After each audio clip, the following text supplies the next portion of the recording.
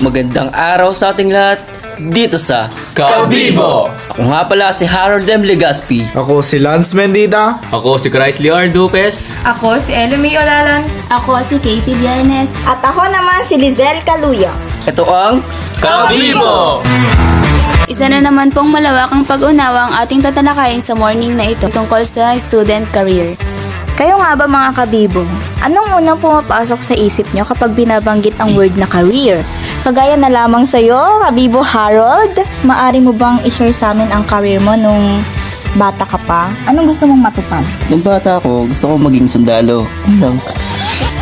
Dahil gusto kong ipagtanggol ang inang bayan. Ooh, that's actually cool. Anong side comment mo naman, kabibo Chrisley? Our chosen topic is about career, right? Yes, man! Actually, nung bata ako, pangarap ko rin maging sundalo katulad ni Kabibo Harold. Pero na-realize ko na pag nagsundalo pala, nakabaon na yung isang paa mo sa hukay. Kaya nagbago din yung pangarap ko. I choose seaman na lang kasi malaki sahod. Grabe yun. Ikaw, Kabibo Lance, ano ang pangarap mo noong bata ka? Para sa akin, siya lang ang pangarap ko eh. Nadi mo, kuya! Eme lang, B. Hindi, pangarap ko talaga nung bata is maging pulis, sundalo, seaman. Kasi nung bata ka is parang madali lang tahakin yung ganung pangarap eh. Pero ngayong pagtanda mo na, mahirap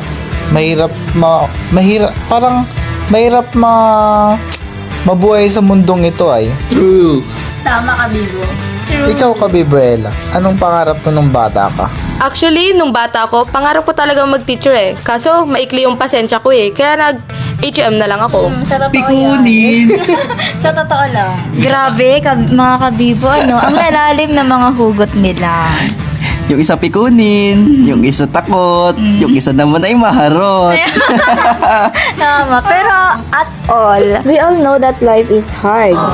Pero at the same time we should learn about it. After all, we should achieve our own dreams, especially when we were young. Kailangan natin maabot ito lahat. Yan lang, dapat tatagan natin yung mga loob natin at huwag tayong susuko sa hamon ng buhay. Di ba mga kabibo?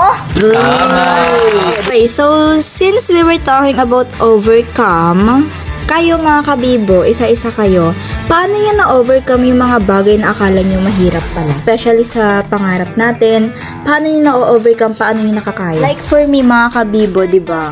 Students tayo and yung iba sa atin, yung mga pathways na dadaanan nila is hindi pa sila sure. So, yun yung gusto nilang i-overcome, yung gusto nilang alamin kung ano ba talaga yung gusto nila sa buhay. Masyado ka na naging seryoso sa part na yun, Kabibo Lizel. Ako mga Kabibo, na-overcome ko yung mga yun sa pamamagitan ng paglalaro sa labas o kaya naman paglilibang sa sarili. And ang ano ko lang, wag magmadali. Tama ka dyan, Kabibo Harold. Actually, totoo lahat ng sinabi ni Kabibo Harold, kabibo natin dyan. Need natin maglibang-libang sa harap, maglaro, para at the same time, maluwagan yung mga iniisip natin. Maunawaan natin yung mga gusto natin sa buhay, and samahan natin ng dasal. Need natin ng faith sa Kanya para maabot natin yung mga gusto natin sa buhay at matupad ito. Tama ba?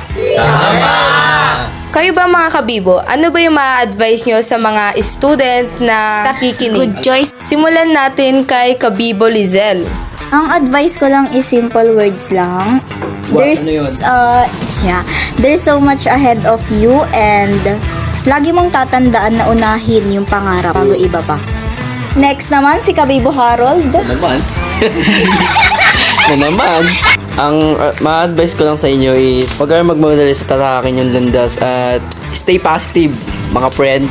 Ikaw naman, Chrisley.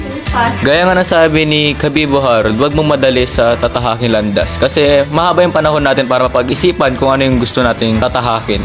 Dahil kailangan nyo piliin yung kurso na magiging masaya kayo at mag-e-enjoy kayo. Tama ka dyan, Kabibo Chrisley.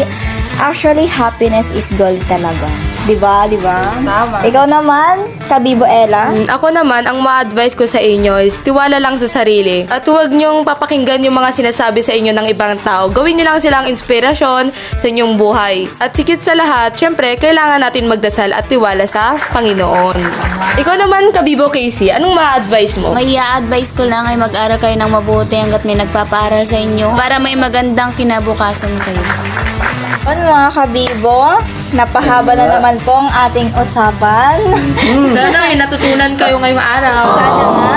Mahabang usapan na walang inuman. Tama ka dyan mga kabibo. Ang segment na ito ay isa na naman pong napakabuluhan para sa atin. Uli, ako si Harold M. Legaspi. Ako si Lance Mendita. Ako si Chrysler Duques. Ako si Ellie May Olalan. Ako si Casey Biernes.